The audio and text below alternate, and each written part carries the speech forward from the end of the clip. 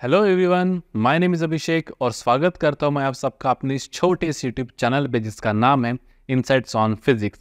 और आज के सेशन में हम देखने वाले हैं what is banking of roads. क्या देखने वाले हैं? Banking of roads. नया टॉपिक है, काफ़ी लोगों को शायद से इसके बारे में पता नहीं होगा, लेकिन एंड में हम पूरा इसका जानकारी लेके यहाँ से जाएंगे। अब बैंकिंग ऑफ रोड क्यों करते हैं, जब बैंकिंग ऑफ रोड नहीं करते थे तो क्या करते थे और उसकी वजह से क्या इश्यूज आते थे जिसके कारण हम एडवांस होकर कहाँ चले गए, बैंकिंग ऑफ रोड के एक एडवांस लेवल पे चले गए of turning the cars over a road. So without wasting much of your time, let's start with the concept of first application concept of circular motion, that is banking of road.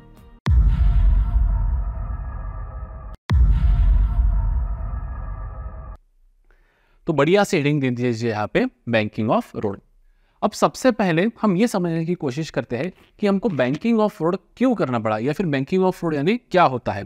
तो previously हम यहाँ पे पढ़ने की कोशिश करते कि car taking a turn on a horizontal curve road, या फिर सीधा सीधा मैं लिख देता हूँ यहाँ पे कार टेकिंग अ टर्न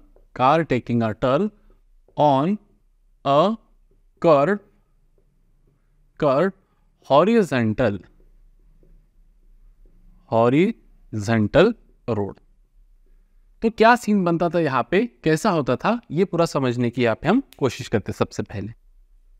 अब पहले क्या होता था देखिए, जैसे हम मान लेते हैं कि यहाँ पे कोई एक गाड़ी है, क्या है, कोई गाड़ी है और ऊपर से हम देख रहे हैं, टॉप व्यू से हम देख रहे हैं, ठीक है, टॉप व्यू से हम देख रहे हैं कि कोई गाड़ी जो है वो एक टर्न ले रही है किसी रोड पे। तो ये हो जाएगा हमारा रोड और ये हो जाएगी हमारी गाड़ी।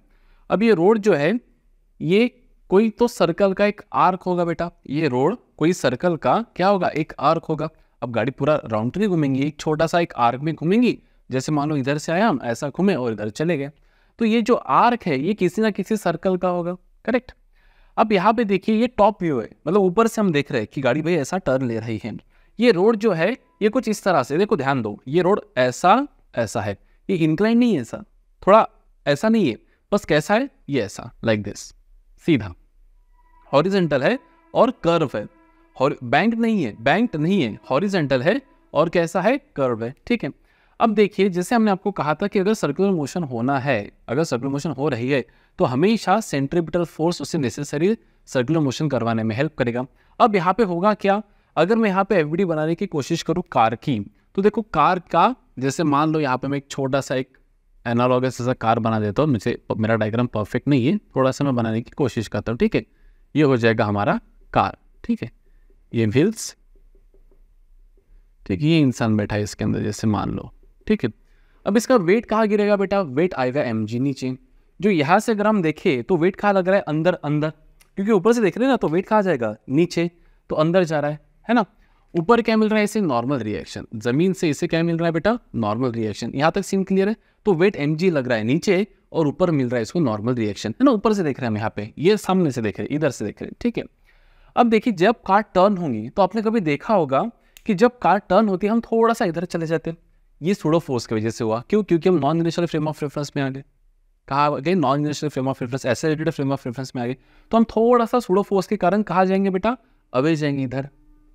अब जैसे मान लो कार का मास होगा अगर m, कार की लीनियर वेलोसिटी होंगी v, और ये जो कर्व है इसका रेडियस होगा r, तो कितना फोर्स हम पे इधर लगेगा, एक तो लगेगा mv²/r, या फिर लिखेंगे mr ओमेगा², या फिर लिखेंगे mv ओमेगा, कुछ भी लिखो। लेकिन यहाँ पे फॉर ईज ऑफ कैलकुलेशन मैं पहला वाला पकड़ लेता हूँ कि सेंट्रीफ्यूगल फोर्स जो हम पे लग रहा है that is away from the, देखो सेंटर से अवे लग रहा है, और कितना लग रहा है, mv²/r, सेंट्रीफ्यूगल फोर्स। अब सेंट्रीफ्यूगल फोर्स तो लग रहा है भाई साहब, ये क्या करना चाहता है, ये कार को स्किड करवाएगा इधर। देखो ना, अगर आपने कहीं लिखा होता है, जब हम कार को टर्न करते हैं तब उसके पहले कुछ लिखा होता है स्पीड लिमिट, कि भाई इससे स्पीड में मत चलना। और देखो ना, आप जैसे भी कभी आपने कार या फिर बाइक कभी चलाया होगा तो प्रैक्टिकल लाइफ में जब कभी टर्न आ जाते हैं तो हम हमारी स्पीड थोड़ी सी कम कर लेते हैं। क्यों? क्योंकि हमें डर होता है कि हम स्किड ना कर जाए, ओवर टर्न ना कर जाए। अब स्किड कहाँ कर जाएंगे, इधर कर जाएंगे, इधर तो करेंगे नहीं भाई, कहाँ कर जाएंगे स्किड, इधर कर जाएंगे। जैसे मान लो यहाँ से एकदम स्लो आ रहे तो प्रॉपरली आप सर्कुलर मोशन कर लोगे, लेकिन मान लो एकदम फास्ट से आ गए तो ऐसा स्किड कर जाओगे इधर। क्यों कर जाओगे? बिकॉज सेंट्रीफ्यूगल फोर्स हावी हो जाएगा, जो सर्कुलर मोशन होने में देगा, डिस्टॉर्ट करने की कोशिश करेगा। फिर सेंट्रीफ्यूगल फोर्स को बैलेंस करने के लिए और सर्कुलर मोशन को होने के लिए which is the necessary force to maintain the circular motion. It is acting along the radius and towards the circle, and that force is centripetal force. कौन सा फोर्स होगा बेटा? वो सेंट्रीपिटल फोर्स. अब इस केस में सेंट्रीपिटल फोर्स कौन देगा? इस केस में सेंट्रीपिटल फोर्स देगा force of friction between the tyre and road और टायर के बीच में जो कोएफिशिएंट ऑफ फ्रिक्शन होगा वो यहाँ पे नेसेसरी सेंट्रीपिटल फोर्स देगा to balance the centrifugal force. अब सेंट्रीपिटल फोर्स कितना देगा? कौन दे रहा है? Force of friction. तो कितना हो सकता है? मैक्सिमम फोर्स ऑफ फ्रिक्शन कितना हो सकता है? एफ मैक्स की वैल्यू क्या हो जाएंगे बेटा? मैक्सिमम कितना मिलेगा? Mu times N. अब यहाँ पे F max is mu times N. तो म्यू तो हो जाएगा बेटा coefficient of friction between road and the tyre surface. इसके बीच में कोएफिशिएंट ऑफ फ्रिक्शन क्या हो जाएगा? म्यू. बाहर क्या लग रहा है? इधर सेंट्रीफ्यूगल फोर्स mv²/r जो हमने यहाँ पे लिखा, ये हम पीछे से देख रहे गाड़ी को, तो ऊपर नॉर्मल रिएक्शन, नीचे mg, इधर लग रहा है mv²/r और इधर लग रहा है बेटा फोर्स ऑफ फ्रिक्शन. ये फोर्स ऑफ फ्रिक्शन कितना लग रहा है? हमारा म्यू एन. लेकिन हमारा n कितना है? इस केस में हमारा n की वैल्यू है mg. n कितना है? mg. तो फ्रिक्शनल फोर्स कितना लगेगा? Mu mg will be the frictional force which is acting on a vehicle and which is providing the necessary centripetal force to maintain the circular motion. अब गाड़ी skid न होने की कंडीशन क्या है? What is the condition of not skidding? What is the condition of not skidding? गाड़ी खिसकने की, न खिसकने की क्या कंडीशन है? कि जो नेसेसरी सेंट्रीपिटल फोर्स है, necessary centripetal force which is equals to mu mg, this should be greater than और equals to centrifugal force mv²/r. जो सेंट्रीपिटल फोर्स आपको मिल रहा है, देखो फ्रिक्शन की अपनी एक लिमिट है. आप गाड़ी का मास m से बढ़ा नहीं सकते, g से ज्यादा हो नहीं सकता, म्यू से ज्यादा हो नहीं सकता. तो ये एक लिमिट के ऊपर हो नहीं सकता, लेकिन ये आपके हाथ में है. कौन सा? mv²/r. जितना ज्यादा जोर से गाड़ियां भगाओगे उतना ज्यादा mv²/r आपको मिलेगा, है ना. तो ये डिफाइंड होता है. जो not condition of not skidding है वो डिफाइंड है, लेकिन आपको स्किड होना है नहीं होना है. अगर आपको मतलब एक्सीडेंट करवाना ही है, स्किड होना ही है, तो भगाओ गाड़ी. इससे ज्यादा अगर ये हो जाएगा तो आप स्किड हो जाएंगे. ये हम क्या निकाल रहे हैं बेटा? Safety condition of not skidding. तो जो हमारा नेसेसरी सेंट्रीपिटल फोर्स है जो सर्कुलर मोशन होने में हेल्प करेगा, that should be greater then centrifugal force. तो यहाँ से m से m कट गया. यहाँ से एक इंपॉर्टेंट लेसन हमको मिलता है क्या? कि जो मैक्सिमम स्पीड से आप गाड़ी चला सकते हैं, मैक्सिमम स्पीड हम निकालते हैं. क्या निकालते हैं? Maximum speed means you can drive the vehicle. Maximum speed जो है या फिर वेलोसिटी है is not dependent on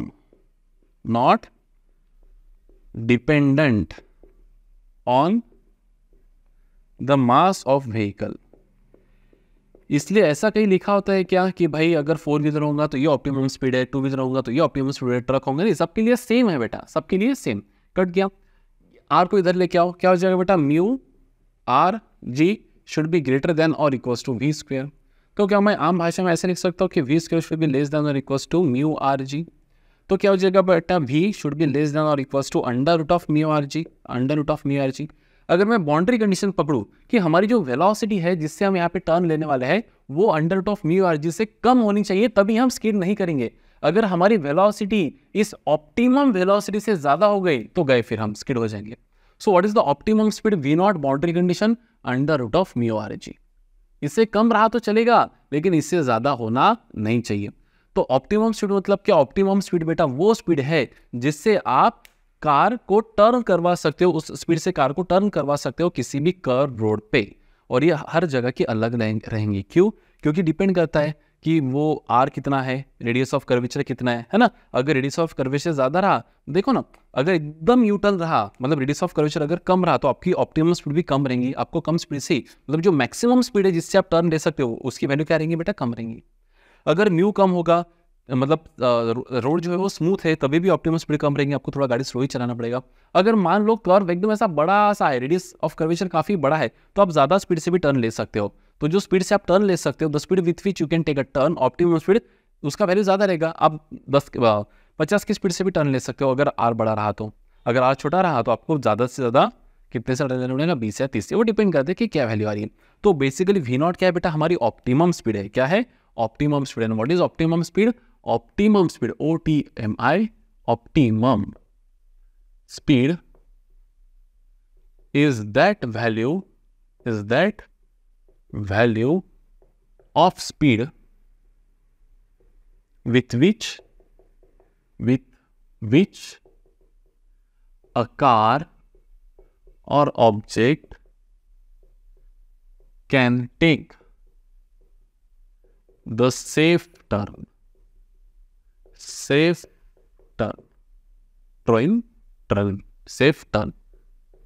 if आपकी speed under root of mu R G से कम है तो सेफ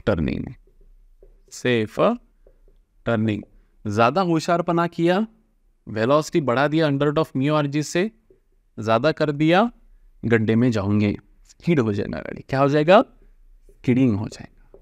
इसलिए शांति से चलो, सेफ टर्न लो। कैसे लो? सेफ टर्न लो। इसलिए लिखा होता है स्पीड लिमिट कि भाई इससे ज़्यादा स्पीड में कराना, हाँ डेस्टिनेशन पे पहुंचना है ना, तो शांति से चलो। समझ में आ रहा है?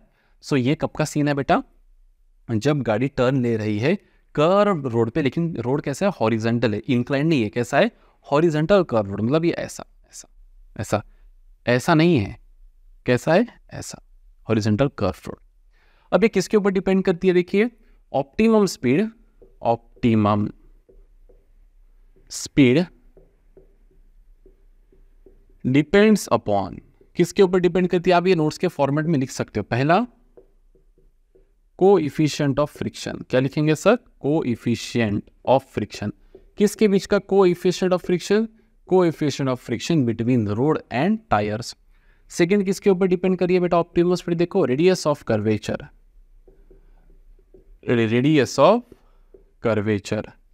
CURVA कर्वेचर ऑफ टर्न, कितना रेडियस ऑफ कर्वेचर है। और तीसरा कि ACCE acceleration due to gravity. अब भाई साहब, आप चांद पे तो जाके गाड़ी चलाओगे नहीं, तो जे के वैल्यू तो 9.8 रहेंगी। मान लो अगर आगे चलकर हम चांद पे चले गए कभी, तो वहाँ का जी हमको यहाँ पे कंसिडर करना पड़ेगा कि वहाँ के चांद का जो ऑप्टिमम स्पीड रहेगा, मतलब मान लो कि रोड वही रेडियस ऑफ कर्वेचर का है, म्यू भी वही है, तो लेकिन जी हमको वहाँ का लेना पड़ेगा, तो चेंज आ जाएगा। तो जनरली हम गाड़ियाँ धरती पे ही चला रहे हैं, तो जी हमारा बेसिकली 9.8 ही रहेगा। क्लियर है सीन? ये डिपेंड किसके ऊपर नहीं करता बेटे? Does not depends upon the mass of vehicle. Truck रहो, कार रहो, चींटी रहो, हाथी रहो, कोई भी रहो, छोटा है बड़ा ऑब्जेक्ट, हर किसी के लिए ऑप्टिमम स्पीड कैसी है? सेम है। इसलिए तो ऐसा नहीं लिखा होता है कि ट्रक के लिए भाई ट्रक होगा तो इतने स्पीड से ज़्यादा स्पीड मत चलना, कार होगा तो इतने स्पीड से ज़्यादा मत चलना, साइकिल वाला होगा इतनी स्पीड नहीं, सबके लिए same. Does not depends upon mass. यही पे कट गया मास, इसे तो इसके बाद तुरंत हमने स्टेटमेंट लिख दिया। ठीक है, अब इससे क्या होता था? ये हम बैंकिंग करने की हमको जरूरत क्यों पड़ी? बैंकिंग क्या है वो अपन बाद में देखेंगे। अब इससे क्या होता था? यहाँ पे नेसेसरी सेंट्रीपिटल फोर्स कौन दे रहा है बेटा? Force of friction. तो क्या होता था कि जैसे गाड़ी, देखो ना, आप कभी पिक्चर में देखे होंगे या फिर ऐसे कभी जब हम ऐसा टर्न लेते तो गाड़ी चू चू चू चू चू चू चू से आवाज करती। क्या होता है कि मोर फ्रिक्शन, जैसे गाड़ी टर्न ले रही है बेटा, इधर क्या हो रहा है? सेंट्रीफ्यूगल फोर्स आ रहा है। सेंट्रीफ्यूगल फोर्स की वजह से सर्कुलर मोशन डिस्टॉर्ट होने के चांसेस है, गाड़ी स्किड होने के चांसेस है। तो सेंट्रीपिटल बोलेगा अरे रुको रुको, सर्कुलर मोशन परफॉर्म करना है, मेरे को आना ही पड़ेगा, I am necessary force to maintain the circular motion. तो ये बोलेगा भाई मैं फ्रिक्शन देता हूँ, वो जो ऐड करेगा सेंट्रीपिटल फोर्स जैसा, जो इसके इफेक्ट को न्यूट्रलाइज करने की कोशिश करेगा ताकि आप टर्न ले लो बराबर से। तो ये कैसे आएगा बेटा? म्यू आर जी से आएगा। अगर म्यू आया तो कोएफिशिएंट ऑफ फ्रिक्शन पे यहाँ पे डिपेंडेंसी आ गया। मान लो बारिश आ गई तो ऑप्टिमम स्पीड यही रहेगी क्या? नहीं, ये तो नॉर्मल कंडीशन पे है म्यू। मान लो बारिश आ गई तो ऑप्टिमम स्पीड तो और घट जाएंगे। क्यों? क्योंकि म्यू घट जाएगा, तो फिर आप जो दिया है वहां पे उससे भी कम से चलाना पड़ेगा, नहीं तो गाड़ी वैसे स्किड हो जाएंगी, है ना। तो यहाँ पे हमको डिपेंडेंट रहना पड़ता है बेटा, किसके ऊपर? फ्रिक्शन के ऊपर। यहाँ पे हमारी जो सेंट्रीपिटल फोर्स हमको जो मिल रहा है, we need to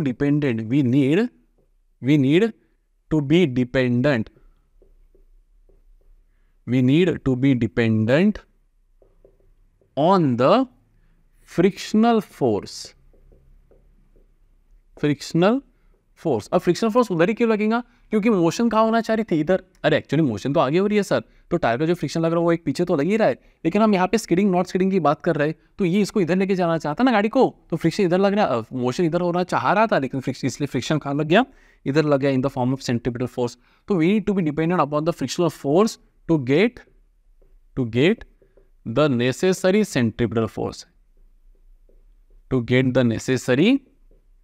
centripetal force, centripetal force to take safe turn, ठीक है। तो इससे क्या होता था? डिपेंड रहना ये कोई बात नहीं, लेकिन इससे क्या होता था? This causes the wear and tear of tire, wear and tear of tire। इससे क्या होता था कि टायर जल्दी घिस जाते थे, है ना। तो we need to find an alternative solution, alternative solution की यहाँ पे डिमांड बढ़ी और वो अल्टरनेटिव सॉल्यूशन हमको मिला बैंकिंग ऑफ रोड के, बैंकिंग ऑफ रोड के रूप में हमको अल्टरनेटिव सॉल्यूशन यहाँ पे मिल गया। तो क्या कर दिया जाए, फिर साइंटिस्ट लोग बैठे होंगे, जो बुद्धिजीवी लोग हैं, है ना, वो सब बैठे होंगे, उन्होंने सोचा होगा कि भाई इससे क्या होगा, है ना, वियर एंड टियर हो रहा है तो हम ये कैसे रिड्यूस कर सके, हमको सेंट्रिफ्यूगल फोर्स ही चाहिए ना, तो थोड़ा फ्रिक्शन का भार कम कर देते, थोड़ा सा कोई और फोर्स क्रिएट कर देते जिसकी वजह से हमको नेसेसरी सेंट्रिफ्यूगल फोर्स मिले और गाड़ी टर्न हो जाए। फिर यहाँ पे बहुत सोच विचार होके फाइनली जो सॉल्यूशन हमको मिला that was banking of road. और अभी हम पढ़ेंगे what is banking of road. तो भाई अब दे दीजिए बढ़िया सा हेडिंग, बैंकिंग ऑफ रोड्स। कौन सा सर? Banking of roads.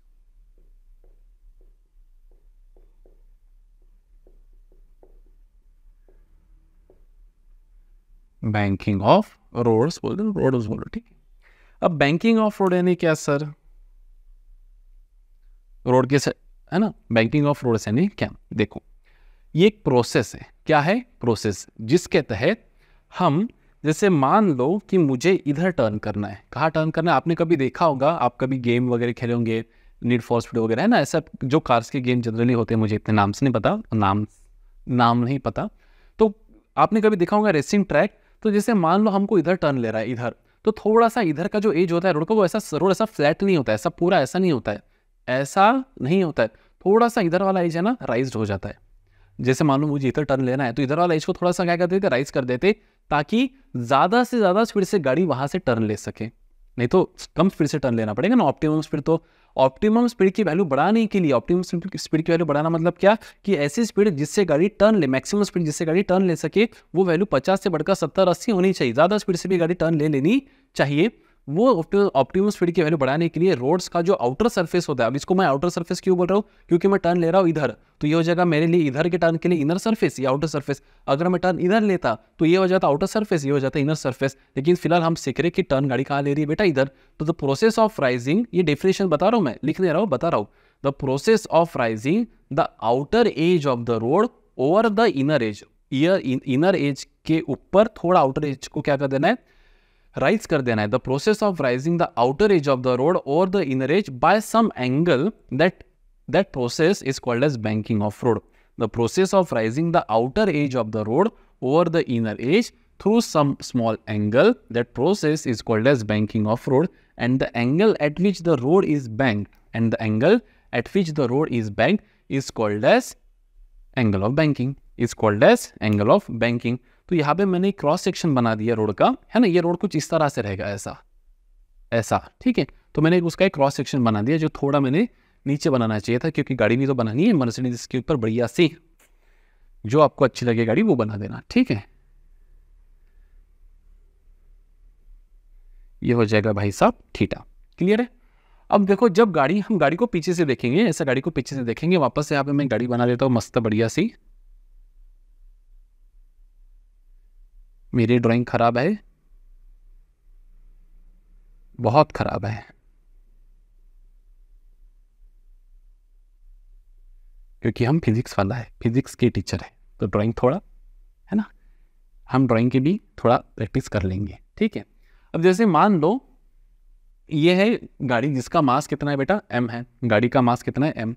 नीचे क्या लगेगा बताइए, नीचे क्या लगेगा, नीचे लगेगा mg, weight of the car. Normal reaction क्या लगेगा बोलो, नॉर्मल रिएक्शन लगेगा ऊपर n। यहाँ तक सीन क्लियर है। अब देखो यहाँ पे mg के हम दो कंपोनेंट्स बना देंगे, कितने, या फिर mg के नहीं बनाते, रहने दो। यहाँ तक सीन क्लियर है, ठीक है। अब देखो गाड़ी जब यहाँ से टर्न लेंगे इधर, इधर, तो क्या होगा, गाड़ी पे लगेगा बेटा centrifugal force.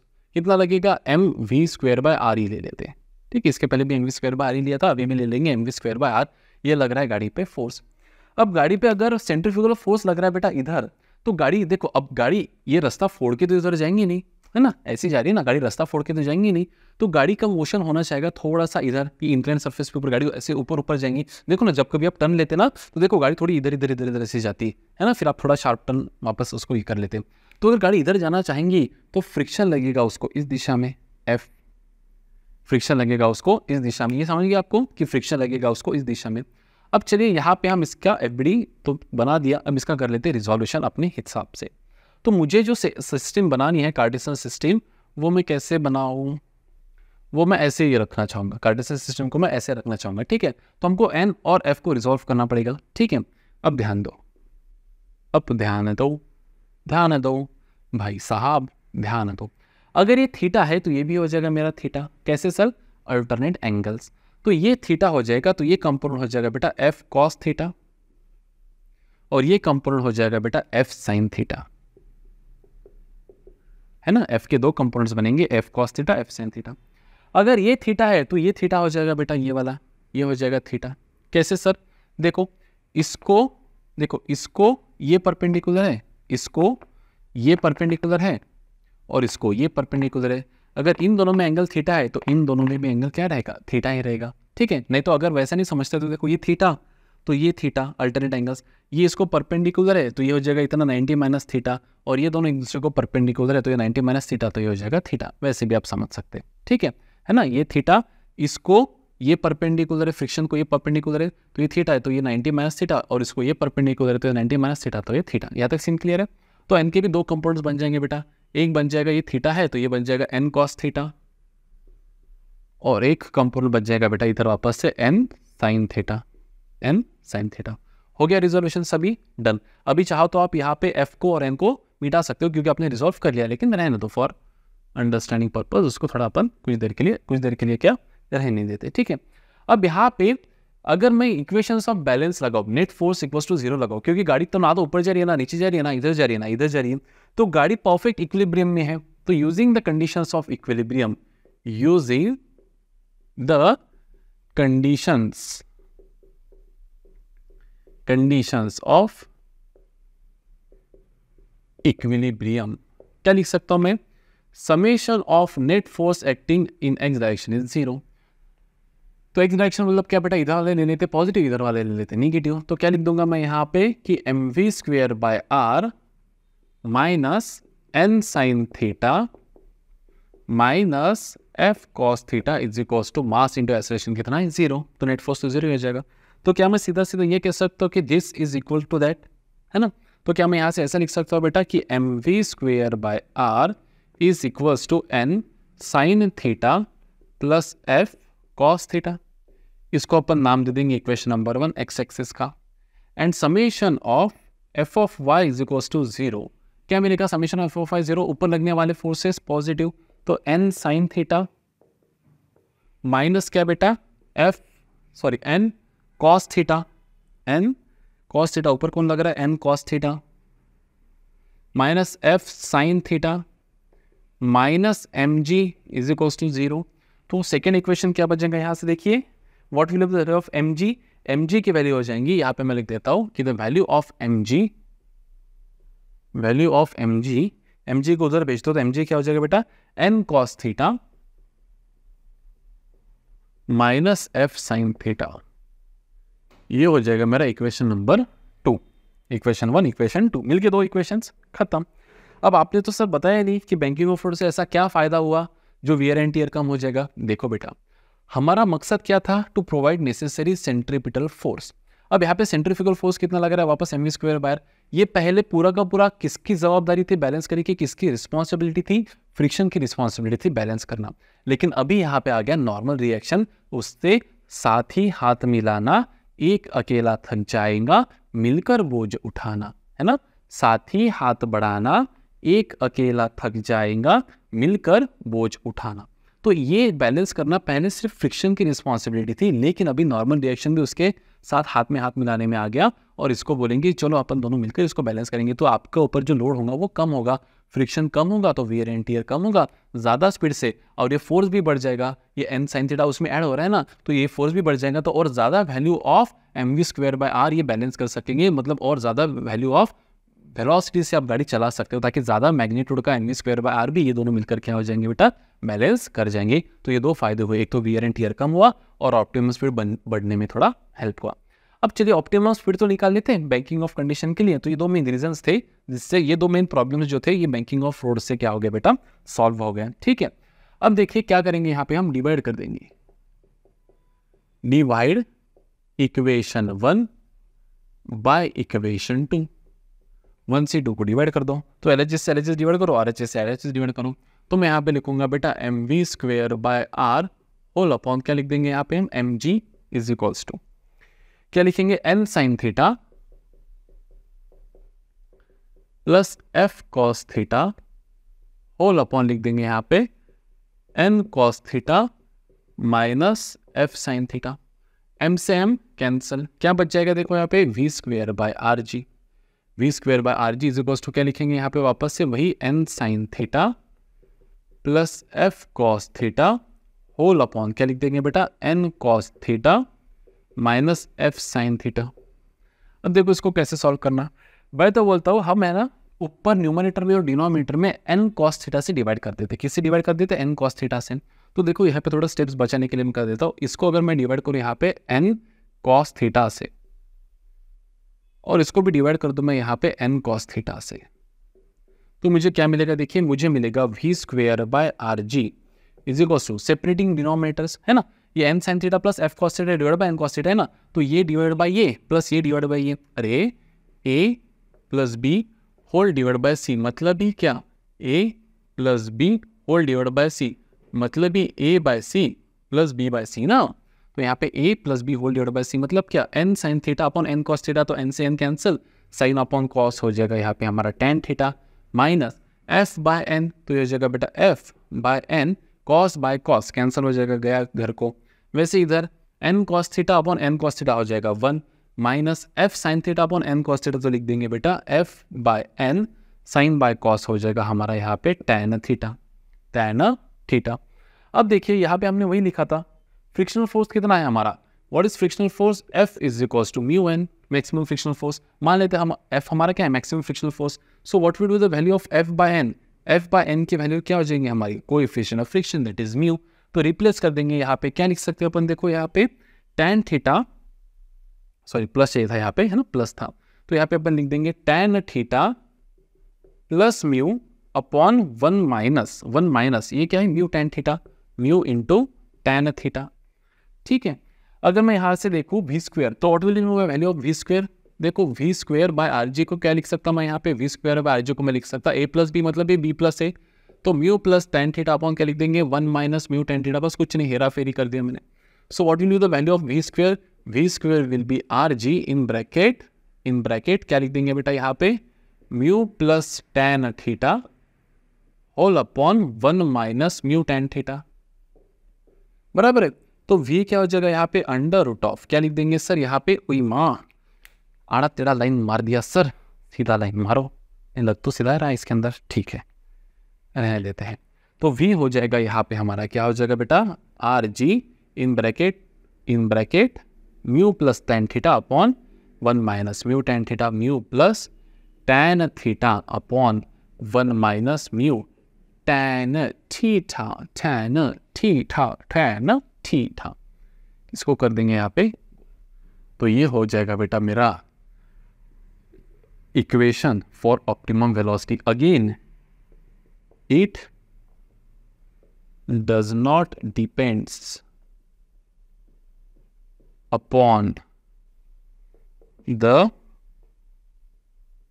mass of the vehicle. Again, it does not depends upon the mass of the vehicle. Khatam, that's it. That's it. Does not depends upon the mass of the vehicle. Clear है scene? अब देखो next scene क्या है कि जैसे ये तो हो गया बेटा हमारा जनरल इक्वेशन, कौन सा इक्वेशन हो गया बेटा, जनरल इक्वेशन। अब इसमें हम लिख देंगे कंडीशंस, क्या लिख देंगे, कंडीशंस, कि मान लो कंडीशन एक केस 1 ले लेंगे, केस 1 क्या लेंगे, केस 1 पहले वाली केस कि मान लो अगर हम बैंकिंग नहीं करते तो थीटा की वैल्यू क्या हो जाती है 0। हम बैंक नहीं करना चाहते ना, उसको सीधे रखना चाहते, तो थीटा की वैल्यू क्या हो जाएंगे बेटा यहाँ पे the value of theta will come out to be 0 यहाँ पे, बराबर है। तो यहाँ पे इफ नो बैंकिंग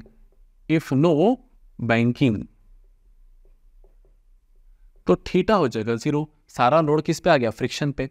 तो पुट करो इसके अंदर, क्या हो जाएगा देखो, V not is equals to under root of, क्या लिख देंगे बेटा यहाँ पे, RG वैसे के वैसा, mu plus tan 0 0, 1 minus mu into 0, tan 0 0 ना, तो 1 माइनस 0 इज 1, 1 माइनस 0 इज 1, नीचे रहा 1, ऊपर रहा म्यू, तो म्यू बाय 1 इज म्यू, तो सीधा सीधा म्यू, मतलब ये मैं सीधा सीधा यहाँ पे लिख सकता था under root of mu RG। तो ये तो वही फॉर्मूला हो गया जो हमने हॉरिजॉन्टल में बनाया था, क्योंकि बात तो वही बनेगी ना। अगर ये पूरा 0 हो गया बेटा, एंगल ऑफ बैंकिंग है ही नहीं, तो फ्रिक्शन पूरा जो ऑप्टिमम स्पीड रहेंगी वो क्या हो जाएंगी, आपकी म्यू RG हो जाएंगी, बराबर है। केस 2 मतलब ये जनरल फॉर्मूला, यहाँ से आप दोनों तरफ जा सकते, जब थीटा 0 है तब भी जा सकते, जब म्यू 0 है तब भी जा सकते हैं। केस 2 मतलब मान लो कि आपने इतना बैंक कर दिया कि अभी फ्रिक्शन की कोई ज़रूरत ही नहीं है, फ्रिक्शन की कोई ज़रूरत ही नहीं है, सेंट्रीफ्यूगल फोर्स प्रोवाइड करने में फ्रिक्शन का कोई रोल ही नहीं रहा, कि फ्रिक्शन हो ही नहीं रहा बेटा, if no wear and tear, जो आइडियल कंडीशन ऐसा हो नहीं सकता। तो म्यू की वैल्यू 0 पुट करेंगे, तो what will be the optimum speed in this case, वापस यहाँ पे क्या लिख देंगे बेटा, RG वैसे के वैसा, यहाँ पे म्यू हो जाएगा 0, तो 0 plus tan theta is tan theta, 1 minus 0 into tan theta is 0, तो 1 माइनस 0 इज 1, और ये म्यू तो वैसे के वैसा, tan थीटा 0 हो जाएगा, तो म्यू तो 0, tan थीटा वैसे के वैसा, तो 0 plus tan theta is tan theta by 1, तो यहाँ पे हम लिख देंगे RG tan theta. So this will be the optimum speed जब फ्रिक्शन की वजह से सेंट्रीफ्यूगल फोर्स नहीं मिल रहा है, सिर्फ बैंकिंग की वजह से जो टर्निंग हो रही है वो हो रही है। अब ना तो इससे ज़्यादा ऑप्टिमम स्पीड आपको प्राप्त होंगी, ना तो इससे ज़्यादा ऑप्टिमम स्पीड आपको प्राप्त होंगी, ये कहीं तो भी इससे कम ही रहेंगे, तो दोनों का रोल इसमें आवश्यक है। थोड़ा कोई मतलब है ना, कोई एक अकेला सक्षम कभी नहीं होता है, मिलकर चलना पड़ेगा। तो फ्रिक्शन भी कुछ पार्ट अदा करे और नॉर्मल रिएक्शन जो है वो भी कुछ पार्ट अदा करे, मतलब थीटा जो आया, थीटा की वजह से तो नॉर्मल रिएक्शन बना ना, जिसकी वजह से बना, तो वो भी कुछ पार्ट अदा करे। तो दोनों मिलकर क्या होगा कि जो गाड़ी पहले 30 से, जो गाड़ी पहले 40 से जाती थी, वो अभी 50 से जाने लगेंगी, है ना, ऑप्टिमम स्पीड की वैल्यू बढ़ जाएंगी, तो सेफली गाड़ी मतलब स्कीडिंग का प्रमाण कम हो जाएगा, है ना। तो ज़्यादा स्पीड से भी आप वहाँ से टर्न ले सकते हो, आपको ब्रेक मारने की जरूरत नहीं, उसमें भी वियर एंड टियर होता है फ्रिक्शन में, है ना, लेकिन जहाँ सर ये वहाँ तो ब्रेक मारने पड़ेंगे बोलना सर। तो ये बेसिक फार्मूला हो गया बेटा, और यहाँ से हम दोनों कंडीशंस के लिए क्या निकल दिया यहाँ पे फार्मूला। अब आपको कभी पूछ भी सकते हैं ये, इसके ऊपर न्यूमेरिकल्स कैसे बनेंगे, only put the values and enjoy the answer, that's it. आपको बोलेंगे कि भाई साहब फ्रिक्शन भी है, थीटा भी है, रेडियस इतना है, जी इतना है, बताओ ऑप्टिमम स्पीड क्या है, तो बस मैथ से तो है अभी, इसके अंदर put the values get the answer. आपको बोलेंगे कि भाई साहब म्यू इतना इतना है, आर इतना इतना है, जी इतना इतना है, बताओ ऑप्टिमम स्पीड क्या है, थीटा नहीं है। आपको बोलेंगे सर थीटा इतना इतना है, आर इतना इतना है, जी इतना इतना है, बताओ ये क्या है। या फिर आपको ये भी बोल देंगे कभी कभी कि ऑप्टिमम स्पीड इतनी है, आर इतने स्पीड से गाड़ी भागनी चाहिए, हाँ फ्रिक्शन होना नहीं चाहिए, थीटा की वजह से भागनी चाहिए, मतलब बैंकिंग की वजह से भागनी चाहिए गाड़ी, ऑप्टिमम स्पीड इतनी होनी चाहिए, रेडियस इतना है, जी इतना है, तो बताओ कितने एंगल से उसको इंक्लाइन कर दे। तो आप यहाँ से लिख सकते हैं बेटा कि tan theta is nothing but v square by RG, tan theta is nothing but v square by RG, तो थीटा हो जाएगा यहाँ पे tan इनवर्स ऑफ, क्या लिखेंगे, v स्क्वायर बाय RG, या फिर GR पे जो भी लिख सकते हैं आप यहाँ पे।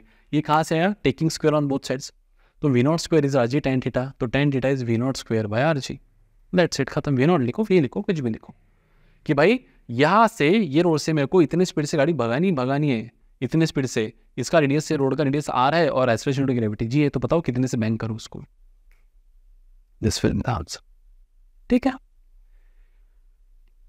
तो इसके ऊपर न्यूमेरिकल्स भी बनते हैं, लेकिन जितने भी न्यूमेरिकल्स इसके ऊपर बनेंगे सभी put the values get the answer type के न्यूमेरिकल्स बनेंगे, दैट्स इट। तो बेसिक आपको जो याद में रखना है दैट इज दिस, ठीक है। आपका दूसरा सवाल ये हो सकता है कि सर अगर put the values get the answer सी है तो फिर आपने इतना बड़ा कार्यक्रम क्यों पढ़ाया। बेटा हम बोर्ड्स के हिसाब से भी तो पढ़ाई कर रहे हैं ना, है ना, 75% क्राइटेरिया बोर्ड्स का भी तो ना भाई, उसमें भी एलिजिबिलिटी आनी चाहिए, नहीं तो IIT में कैसा, है ना। तो बोर्ड्स भी आपको थोड़ा साथ साथ करना पड़ेगा, उस लिहाज से ये डेरिवेशन बोर्ड्स में पूछ सकते हैं, इसलिए मैंने ये डेरिवेशन भी आपको यहाँ पे करवा के दिया, और थोड़ी एक थॉट प्रोसेस भी डेवलप हो जाती है ना, चीज़ों को देखने का नजरिया बदल जाता है। डायरेक्ट फार्मूला रटवा दिया तो कोई मतलब नहीं, आया कहाँ से भाई, फिर तो 10 की बात होगी ना डायरेक्ट फार्मूला, तो डेरिवेशंस को भी तो इंपॉर्टेंस है, इससे आपकी थॉट प्रोसेस बढ़ती है, ठीक है। So this was the scene. चलिए एक दो न्यूमेरिकल यहाँ पे अपन देख लेते हैं, ठीक है, बाद में हम जाएंगे दूसरे टॉपिक की ओर। सो द क्वेश्चन क्या कह रहा है, देखिए, a turn of radius 600 metre is banked for a vehicle of mass 200 kg, irrelevant data क्योंकि मास पे तो कोई लेना देना नहीं है। Going with speed of 180 determine the banking angle, वही जो अभी मैंने आपको बताया। तो ये कौन सा केस हो गया बेटा, प्योर बैंकिंग वाला, pure banking and no friction, क्योंकि कोएफिशिएंट ऑफ फ्रिक्शन हमको यहाँ पे दिया ही नहीं है, कोएफिशिएंट ऑफ फ्रिक्शन हमको यहाँ पे दिया ही नहीं है। तो क्या लिखेंगे अपन इस केस में, ऑप्टिमल स्पीड हो जाएगा हमारा under root of R G tan theta, R G tan theta. तो हमारे पास वी नॉट है, आर है, जी है, हमको निकालना है क्या कि कितना एंगल ऑफ बैंकिंग होना चाहिए। तो taking square on both sides, तो V naught square is nothing but R G tan theta. So what will be tan theta, the value of tan theta will be V naught square by RG. So what is the value of V naught? V naught is 180 kilometre per hour. तो इसको metre per second में कैसे कर लेंगे अपन, 180 into 5/18, 1 जार 10 जार is equals to 50 metres per second, 50 metre per second. कुछ गलत तो नहीं कर दिया मैंने, 18 1 जार 18 10 जार 50, 50 का स्क्वायर कितना हो जाएगा sir, 2500 whole divide by R G. R कितना है, आर 600 और जी कितना है हमारा 10। हाँ, फॉर इज ऑफ कैलकुलेशन 10 ले लेंगे, 2 0 से 2 0 cancel. So what will be the value, tan theta की वैल्यू हो जाएगी 25/60, 25/60। सो अगर आप डिवाइड बाय 5 कर दे इसको, तो ये हो जाएगा हमारा tan theta is equals to 5/12। So tan theta is 5/12 ना, हाँ 5 5 जार 5 12 जार। So theta will be tan inverse of 5/12, ये हो जाएगा हमारा थीटा, दैट्स इट। क्लियर है। चलो ऐसे एक क्वेश्चन ले लेते, क्वेश्चन लिखने में अपन समय नहीं गवाएगी, ठीक है। जैसे मान लो कि आपको कहा गया है कि find the optimum speed for a car taking a turn eight radius दिया है आपको 1000 मीटर, मतलब 1 किलोमीटर। जी तो आपका लेना है आपको 10 मीटर पर सेकेंड ही लेना है। कोएफिशिएंट ऑफ फ्रिक्शन है आपका 0.5 मान लेते, और थीटा आपको दिया है बेटा 4 ज़्यादा हो जाएगा क्या, 30 डिग्री। कितना दिया है बेटा, थीटा आपको 30 डिग्री, मतलब फ्रिक्शन भी है, कोएफिशिएंट ऑफ फ्रिक्शन भी है और एंगल भी है। सो ऑप्टिमम स्पीड आपको निकालना है। क्या फॉर्मूला है बेटा ऑप्टिमम स्पीड का, V naught is under root of R G mu plus tan theta upon 1 minus mu tan theta. चलिए ओनली वही put the values, get the answer. क्या लिख देंगे यहाँ पे, देखो आर कितना है हमारा, देखो 1000, जी कितना है हमारा 10, इंटू ब्रैकेट में क्या लिखेंगे अपन, देखो म्यू है 0.5 प्लस tan 30 इज 1/√3, 1/√3 मतलब कितना होता है, 1 डिवाइड बाय 1.732। सो इसके वैल्यू विल भी जो कुछ आएगा यहाँ पे लिख देते अपन फिलहाल के लिए 1/√3 होल अपॉन क्या लिखेंगे यहाँ पे, 1 minus mu is 0.5 into again tan theta 30 मतलब 1/√3। अब क्या ये प्योर मैथ से बाकी है, बराबर है। तो लिखेंगे V naught is equals to under root of, ये हो जाएगा 10 1 2 3000 इंटू लिख देंगे यहाँ पे 0.5 प्लस 1/√3 की वैल्यू है 0.57 होल अपॉन 1 माइनस 0.5 इंटू 0.57, तो सीधा सीधा 1/2 इंटू 0.57 में यहाँ पे लिख देता हूँ। सो वी नॉट हो जाएगा हमारा अंडर रूट ऑफ कितना हो जाएगा 10 to the power 4। ये ऊपर में क्या आ जाएगा बेटा, ये आ जाएगा 1.07 होल अपॉन यहाँ पे 0.56 भी अगर हमने पकड़ा तो ये हो जाएगा 1 माइनस 0.28। अब इसका डिवीजन हमको करना है लगभग, तो ये हो जाएगा under root of 10 to the power 4 into 1 minus 0.28, तो ये जाएगा 1.07 होल अपॉन 0.72, तो ये हो जाएगा हमारा under root of 10 to the power 4 into 1.07 divide by 0.72, ये होता है हमारा 1.486 इज इक्वल्स टू, है ना, इधर कैलकुलेटर से हमको आंसर्स आ रहे हैं, बराबर है। तो ये हो जाएगा बेटा अंडर रूट ऑफ 1.48, हम इसको 1.44 ले लेते, चलो इज ऑफ कैलकुलेशन के लिए इसको ले लेते 1.44, तो खत्म। तो आंसर क्या हो जाएगा, देखो 144 इंटू 10 to the power 2 मैं लिख सकता हूँ यहाँ पे, बराबर है। 144 मतलब हो जाएगा sir 12 into 10 to the power 2 का हो जाएगा 10। तो ऑप्टिमम स्पीड कितनी हो जाएगी, बापा 120 metre per second, which is next, काफ़ी ज़्यादा स्पीड हो गई है। तो भगाना है क्या गाड़ी, इसको किलोमीटर पर आवर में करेंगे तो क्या स्पीड आ जाएंगे, बाप रे। ठीक है, मैंने अपने मन से वैल्यूज लिया था, लेकिन कैलकुलेशन कुछ इस तरह से ही इसका रहेगा। और एक क्वेश्चन रहने देते हैं अभी, ठीक है। तो जैसे आपको और एक क्वेश्चन कैसे दे देंगे कि जैसे कोएफिशिएंट ऑफ फ्रिक्शन है 0.5, रेडियस है 1000 और जी है 10, तो what is the optimum speed, तो V naught is under root of mu R G, mu हो जाएगा 0.5 इंटू आर 1000, तो 0.5 इंटू 1000 500 इंटू जी कितना है 10, तो 0.5 इंटू 1000 मतलब 500 इंटू 10 5000, तो अंडर रूट ऑफ 5000 जो कुछ आंसर आएगा 5000 का, that will be the answer, है ना। तो इस तरह से भी क्वेश्चंस आपको आ सकते हैं, मतलब मियरली ये बताने का एक ही तरीका है, it is only put the values और गेट द आंसर्स। एक छोटा सा यहाँ पे एक सीन आप ध्यान में रख देना, बस कभी कभार आपको थीटा ना देते हुए आपको क्या करेंगे वो कि ये वाला हाइट ऑफ बैंकिंग और ये लेंथ ऑफ रोड दे देंगे, या फिर ये वाला लेंथ देंगे, या फिर ये वाला लेंथ दे देंगे, तो आपको यहाँ से निकालना पड़ेगा एंगल थीटा, फिर ये साइन कॉस टैन से आप निकाल सकते हैं, है ना। जैसे आपको अगर ये दो पैरामीटर्स दिए हैं तो टैन थीटा से आप निकाल सकते हैं यहाँ पे एज बाय एल से, ठीक है। और टैन थीटा क्या होता है यहाँ पे इस केस में, व्हाट इज टैन थीटा, देखो टैन थीटा जो होता है हमारा, टैन थीटा है हमारा वैसे तो यहाँ पे एच बाय एल इस केस में, and that is equals to V square by R G. तो फिर आप क्या करें ऐसे केस में, टैन थीटा की वैल्यू थीटा की वैल्यू निकालते ना बैठे, हो सकता है आपको एच बाय एल दे दिया हो और आर और जी दिया और वी पूछ लिया हो, तो फिर थीटा निकालने में क्या अर्थ है, सीधा सीधा एच बाय एल को इक्वेट कर दो V square by R G से, दैट्स इट, खत्म। सो इस तरह से क्वेश्चंस इसके ऊपर आ सकते हैं। तो ये हो गया हमारा पहला application of circular motion, that is banking of road, ठीक है। आई होप आपको इसमें थोड़ा सा इंटरेस्ट आया होगा और समझ में भी आया होगा। नोट्स निकालना बंद मत कीजिए, ठीक है। अगले इसमें अपन पढ़ेंगे व्हाट इज कोनिकल पेंडुलम, तब तक आपको क्या करना है, बस पढ़ते रहना है और लाइफ में आगे बढ़ते रहना है, नोट्स निकालते रहना है। चलिए बाय।